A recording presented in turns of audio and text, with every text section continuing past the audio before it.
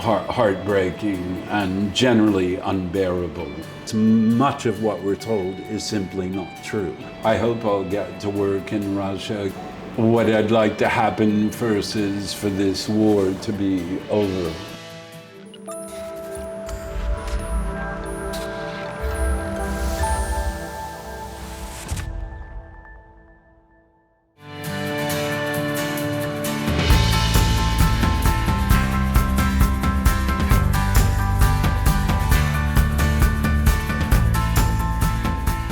Мы находимся в библиотеке Национального художественного музея Латвии. Это абсолютно сакральное место. И, главное, очень тихое. Нам предстоит беседа с главным героем выставки Малкович, господином Джоном Малковичем. Эту встречу он назначил нам здесь. Будем его ждать.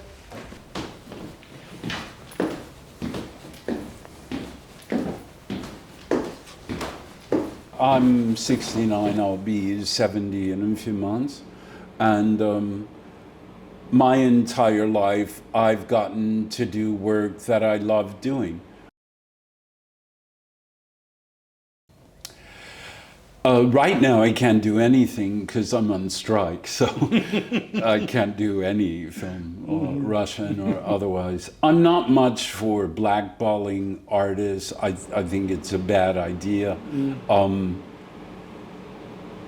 Makes me sad for artists. It makes me sad for artists in the former Soviet Union, especially, all of whom were essentially kind of cut off from the rest of the world for 80 years. And that makes me sad, and I don't really see the point of that. Other people have other points of view about that. I respect it. But I hope that the last time I worked there, which was with the wonderful filmmaker Anna Malikian, who I like very much and I'm still in contact with, I hope I'll get to work in Russia again. I don't see it happening during this period of time because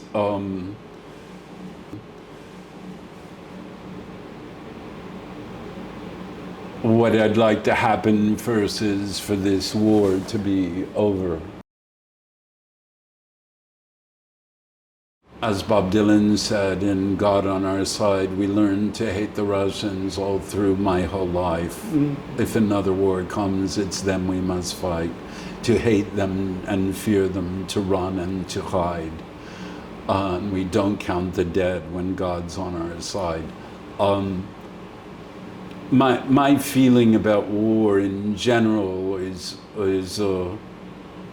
I think summed up best by from the novel of William Faulkner called The Sound and the Fury.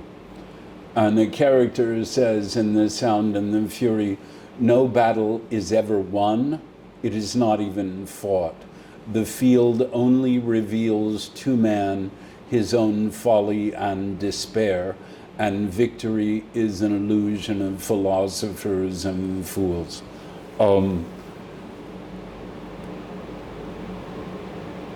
I understand all the difficulties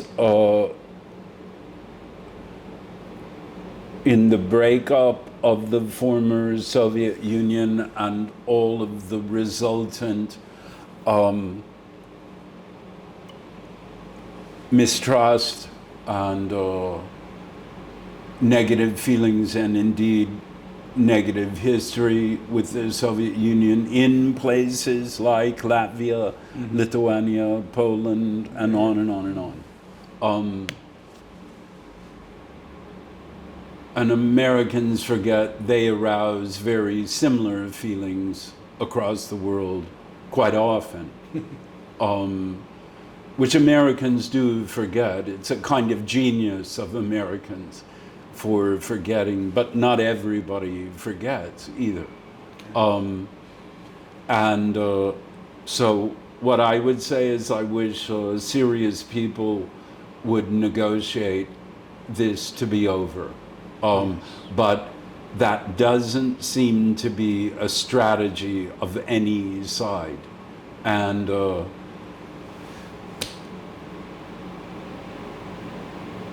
I was shocked when it started. I remain shocked. I find it heartbreaking and generally unbearable.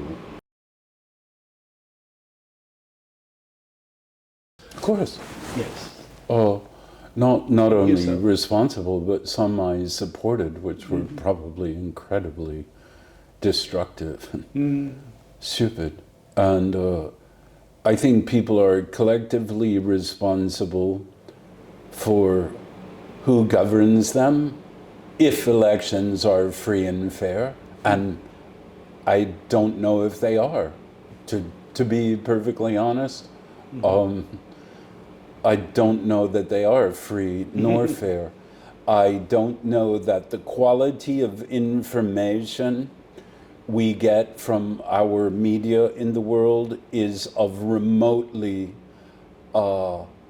sufficient standard on which to base decisions about world affairs. I would posit they absolutely are not of the sufficient standard to base an idea, a concept, an order of the world on what we're told, because much of what we're told is simply not true. If the Germans believed what the Nazis said, which obviously they did to some certain extent, some certain big part of them did, large part of them, well, I don't think that's very different to today. So I think it's very, very difficult to know at all what is true, what is false. I used to think I know. I don't think I knew anything really. The pandemic being the most recent example of utter lies and nonsense and so-called follow the science. As if science distinguished itself in some way during the pandemic, which was, for me, certainly in my lifetime, the biggest shaming of science that ever happened in the history of the world, I would say, at least certainly during my lifetime. I would compare it with Galileo having to say, actually, the earth is round. Oh no, if you're gonna burn me at the stake, never mind, the earth is flat. This is, I find it appalling, the state of the media, pretty much everywhere, and the people who believe them. Okay, you take this vaccine. Really? What's in it? Oh, you can't know that. When can I know it? Oh, in 77 years. But we'll tell you it's great. We'll tell you it's safe. We'll tell you it walks, it talks, it crawls on its belly like a reptile. It stops the vaccine. It stops the transmission. It stops this. It stops. No, it doesn't, actually. So shut up.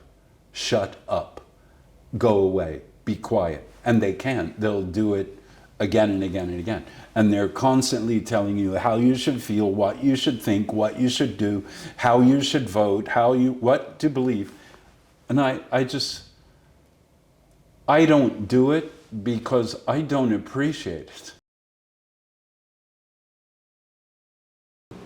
In, 2003, maybe? 3 or something?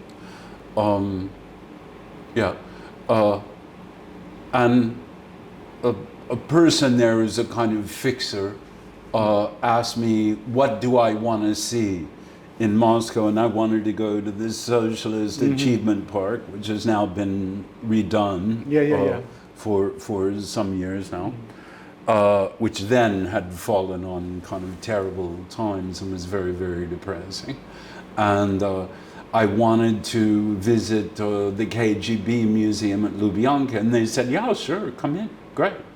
And they had a table about 3 times this long, and it was stacked this high with folders of all the KGB people who died in Afghanistan. It was very interesting.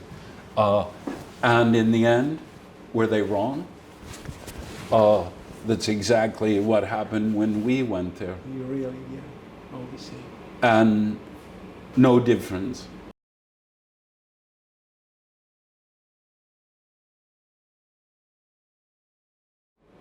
For me, I'm pretty okay for deciding what's best for me. I don't feel I need a president's help. I don't need a prime minister's help. I don't need a preacher's help. I think I'll figure it out. Thank you.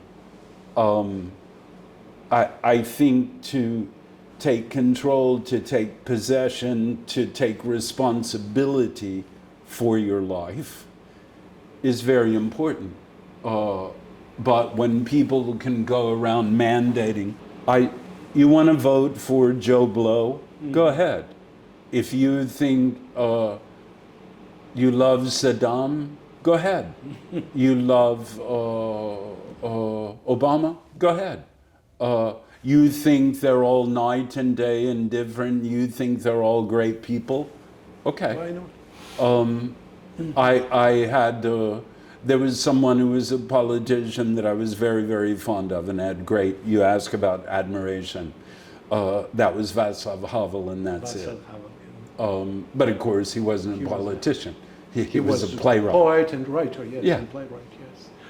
The media is corrupt. It's corrupted by advertising money. It's corrupted. Everything in the world is corrupted by ideology. Primarily now. At one time, maybe it was religion. Now it's ideology. They can do what they want. I don't think it's helpful that they do, generally. Generally. Me Too and Black Lives Matter, I think, are very different movements. My feeling at the time about Black Lives Matter was that it would result in getting a lot of black people killed, which it certainly has. And it would create a couple of generations or three of racists, which I think it's well on the way to doing. So that was my attitude and remains so, and many of them are just grifters. Me Too is a whole different thing. I think it's basically was really healthy because here's the thing. I understand that people work together, they develop a bond, that bond may become a bond of great feeling, a bond of great depth, it may become a sexual bond, it can be all kinds of things. But the thing about work is your ability to do your work should never, ever have to include any sexual favor or promise of sexual favor or demand of sexual favor. And that to me is just unconditional. It's a bad idea. Doesn't mean you don't have sex with people you work with sometimes, or it couldn't happen. But to kind of force it to make somebody's job depend on it, I think is disgusting.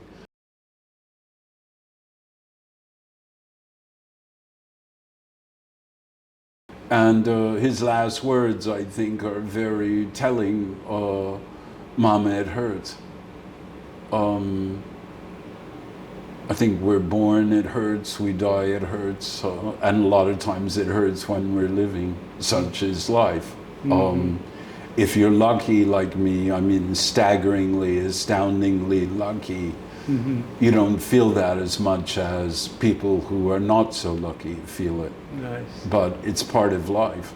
Yeah. Hurt, pain, sorrow, grief, death. These are all very important, integral parts of life. These kind of dark spots on our lungs, which show us and remind us what light is.